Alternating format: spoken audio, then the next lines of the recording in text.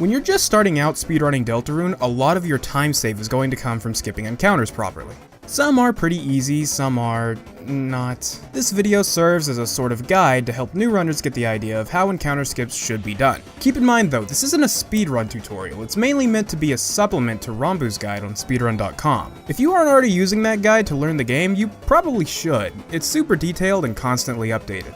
Before I start, I should point out that for most of these skips, you'll want to do them at your full sprint speed. When sprinting in Deltarune, it takes about half a second to get to full speed. You'll maintain full speed until you stop moving or bump into a wall. Keep in mind that any sort of movement maintains your speed, even movement in the opposite direction. Because of this, going back and forth is a good way to maintain your speed if you need to be still at any point. And naturally, try to bump into the walls as little as possible. That goes for not just the skips, but the whole run in general. The first skips in the run are very simple. In this area, simply walk on the lower portion of this spot and run past the Rudinn.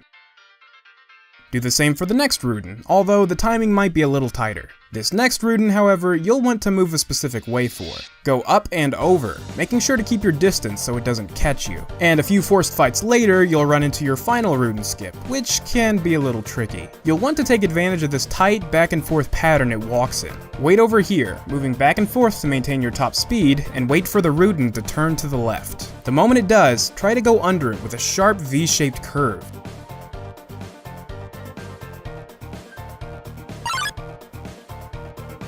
There's also an easy but overall slower way to do it, which involves luring him over to this wall and going under it when he gets stuck. This loses about 0.8 seconds over the normal strat. Overall though, the normal strat is pretty easy with some practice. I would recommend doing that one. The two encounter skips in the checkerboard involve these Ponmen. There's no real strategy to these. You just need to run away without losing your speed. This is mainly going to be a test of how well you can avoid bumping the walls. Try to make small, purposeful adjustments and don't get too close to the walls. The second encounter is more lenient, but you won't be able to skip the first encounter if you bump into a wall more than once. The first encounters you'll have to skip in the forest are very easy. Rabbicks are hidden in the bushes here and here.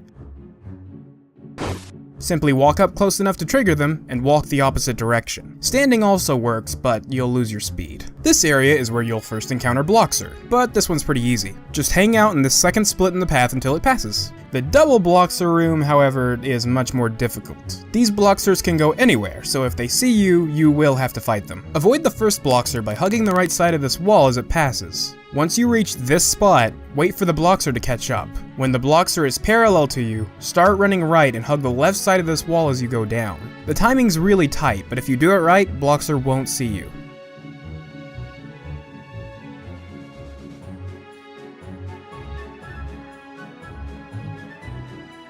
You'll also find more enemies in the forest maze. This Rabbick won't give you much trouble, just walk around it. And once you pass this area, you can head right and up to trivialize this Bloxer entirely. The castle encounters will more than likely give you some trouble. After escaping the prison, you'll have to get past this Rudinn Ranger. Skipping it without leaving the room is tricky, but there's a consistent setup. As you enter the room, immediately head left near the top wall until you reach this candle. Then head right back until you reach the middle of the elevator doors. Turn around one more time and try to slip past the Rudinn Ranger. If you did it right, Rudinn Ranger will get stuck on the wall, unable to chase you. If at any point the Ranger sees you early, you can go in and out of the elevator to try again.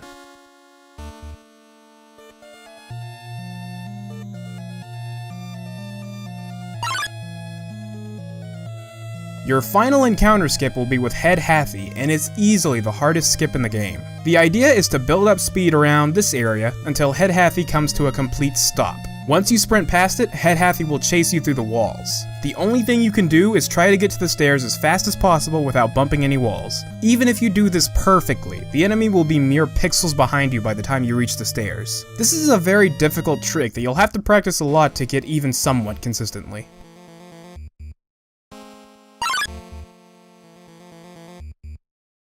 Those are the encounter skips. If you're currently struggling to get any of these in a run, it would be a good idea to memorize how to actually do the battle quickly in case you do get caught. If you need help practicing, speedrun.com has save files for every save point in the game. Additionally, there's a guide on the page to enable debug mode and room teleportation to make your practice even more efficient. Just remember, debug mode is banned in runs.